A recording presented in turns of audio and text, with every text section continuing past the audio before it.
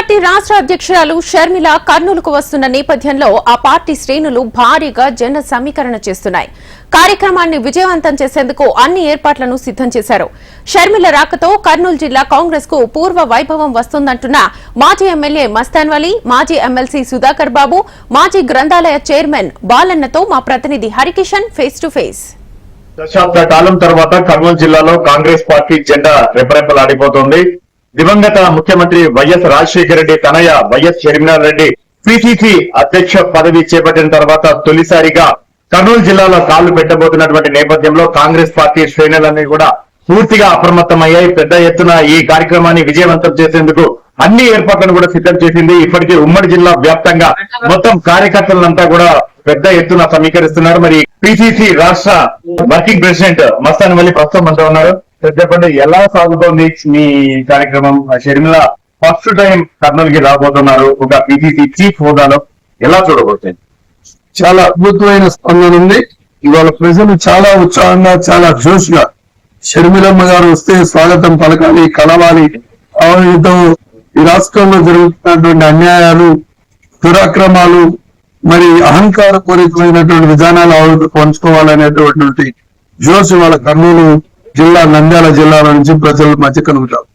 దాంతో పాటుగా కాంగ్రెస్ పార్టీ నాయకత్వం, అది నంద్యాల జిల్లా కాంగ్రెస్ గాంధీ, కర్నూలు జిల్లా కాంగ్రెస్ కాంగ్రెస్ పార్టీ నాయకత్వం అంతా కూడా ఒక ఉత్సాహంతో మరలా ఒక పెద్ద గట్టి నాయకత్వం మనకు దొరికింది.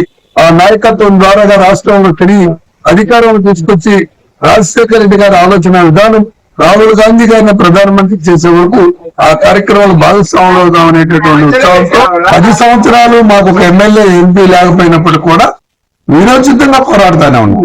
భారతంలో అభిమన్యులాగా పోరాడుతూనే ఉన్నాం. ఇటువంటి దుర్మార్గ విధానం ఆ రోజు చంద్రబాబు నాయుడు గారు అమరావతి రాజధాని 33,000 ఎకరాలు తీసుకునేదాన్ని వ్యతిరేకించాం. అమరావతి రాజధాని ఎక్కిపించాం. 33,000 ఎకరాలు తీసుకొని ఈ దేశంలో ఏ రాష్ట్రంలో లేనటువంటి విధానం. ఎక్కడ ప్రజలకు ఇబ్బంది కలిగినా ప్రజల కోసం, ప్రజల కొరకే పోరాటం చేయడంలో ఇప్పుడు ముందున్నాం.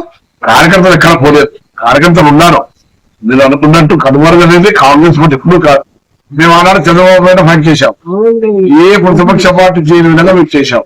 ఇప్పుడు జగన్మోహన్ రెడ్డి మీద వ్యతిరేకిస్తున్నాం. ఇప్పుడు ఈ 2 పార్టీలు రాష్ట్రానికి 10 ఏళ్లలో ఏం చేయలేదు.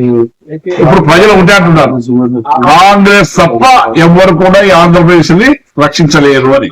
మరి కన్నపల్లి లాంటి కాంగ్రెస్ పార్టీ మళ్ళీ చేరుకోవడం అనేది చాలా సంతోషకరమైన విషయము. మరి రాష్ట్రాన్ని రక్షించాలన్నా, బడుగు బలహీన వర్గాలకు అభివృద్ధి జరగాలన్నా, ఎస్సీ బీసీ మైనార్టీలకు మళ్ళీ ఆర్థికంగా ముందుకు పోవాలని ఒక కాంగ్రెస్ పార్టీ తప్ప ఏ పార్టీ కూడా చేయలేదు. ఎందుకంటే కాంగ్రెస్ పార్టీ ఒక కన్నపల్లి లాంటి పార్టీ. 2004లో కాంగ్రెస్ పార్టీ ఆల్మోస్ట్ ఆల్ అయిపోయింది. ఇక పార్టీ బ్రతకదన్నటువంటి సమయంలో పగ్గాలు చేతబట్టినటువంటి వైఎస్ఆర్ పాదయాత్రతో తిరిగి అధికారంలోకి తెచ్చాడని. అయితే 20 సంవత్సరాల తర్వాత ఆయన తనయ షర్మిలారెడ్డి ఈ రోజు మళ్ళీ కాంగ్రెస్ పార్టీ పగ్గాలు చేతబట్టి ప్రభుత్వాన్ని ఏర్పాటు చేసే దిశగా అడుగులు వేస్తామని నాయకులు అలాగే కార్యకర్తలు భరోసా వ్యక్తం చేస్తున్నటువంటి పరిస్థితి తాజాగా. Cameraman Harikishan, Asian TV.